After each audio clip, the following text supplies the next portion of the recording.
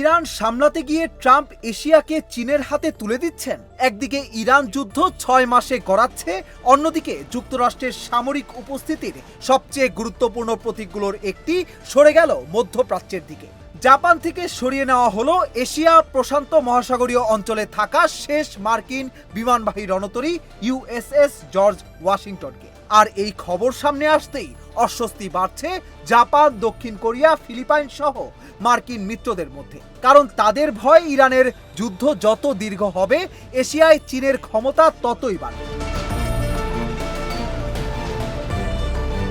ঘটনাটা শুধু একটি রণতরী সরিয়ে নেওয়ার মধ্যে সীমাবদ্ধ নয়। এর আগে দক্ষিণ কোরিয়ায় থাকা মার্কিন ক্ষেপণাস্ত্র প্রতিরক্ষা ব্যবস্থার কিছু অংশ ইরানের বিরুদ্ধে ব্যবহারের জন্য সরিয়ে নেওয়ার খবরও সামনে এসেছিল। এমনকি ইরান যুদ্ধ চালিয়ে যেতে গিয়ে যুক্তরাষ্ট্রের ক্ষেপণাস্ত্র ও গোলাবারুদের মজুতেও চাপ তৈরি হয়েছিল বলে বিভিন্ন প্রতিবেদনে উঠে এসেছে। সবকিছু মিলিয়ে এশিয়ায় প্রশ্নটা এখন আরো বড়। ওয়াশিংটন কি মধ্যপ্রাচ্য যুদ্ধ সামলাতে গিয়ে এশিয়ায় নিজের প্রতিরোধ ক্ষমতায় দুর্বল করে ফেলছে?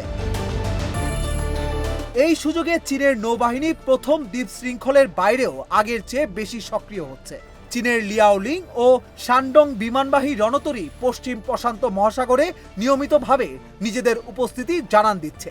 শুধু তাই নয়, তাইওয়ানের পূর্বাঞ্চলের জলসীমাতেও চীনা কোস্টগার্ডের তৎপরতা বেড়েছে।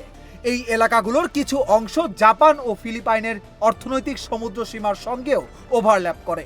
বিশ্লেষকদের মতে এসব তৎপরতার লক্ষ্য শুধু তাইওয়ান নয়, টোকিও ও ম্যানিলার প্রতিক্রিয়াও পরীক্ষা করছে বেইজিং।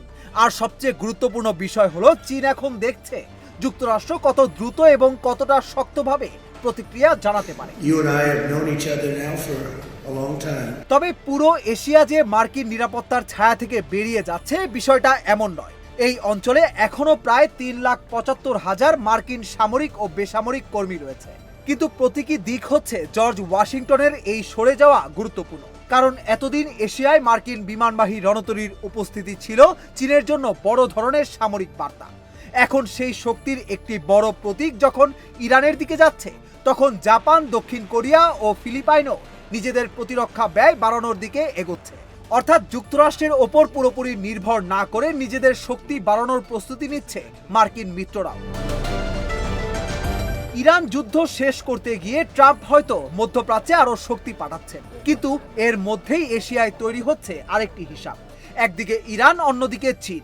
দুই প্রান্তে একসঙ্গে শক্তি ধরে রাখা কি এবার ওয়াশিংটনের জন্য কঠিন হয়ে উঠছে?